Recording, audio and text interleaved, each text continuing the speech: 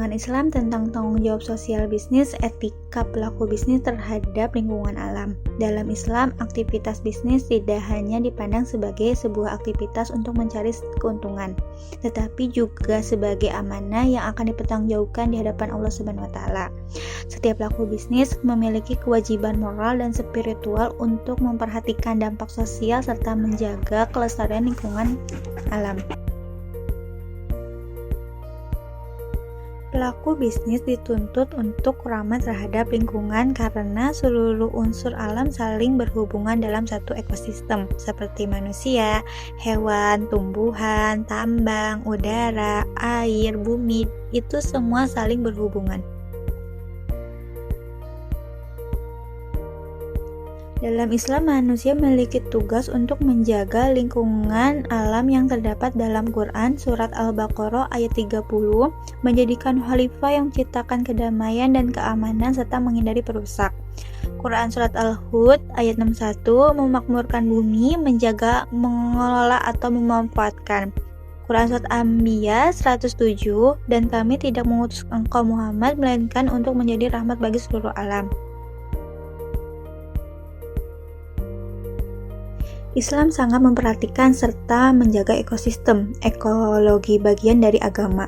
Islam tidak hanya mengatur hubungan manusia dengan penciptanya, tetapi hubungan dengan sesama manusia serta alam semesta, menjaga lingkungan, melestarikan alam dan tidak merusak ekosistem. 2. Tidak sempurna iman seseorang apabila tidak peduli terhadap lingkungan. Rasulullah SAW mencontohkan kepedulian terhadap lingkungan bahkan dalam hal sederhana seperti menjaga kebersihan dan tidak menyia-nyiakan sumber daya alam.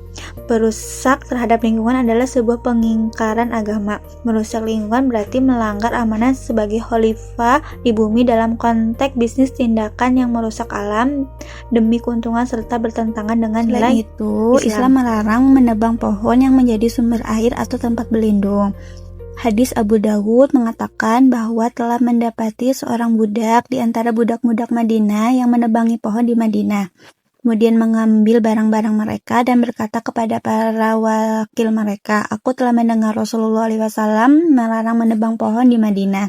Dan beliau berkata, "Barang siapa yang menebang sebagian pohon di Madinah, maka sesuatu yang dilucuti darinya." Hadis Abu Dawud, Rasulullah SAW bersabda, "Barang siapa menebang pohon bidara, maka Allah akan membenamkan kepalanya dalam api neraka."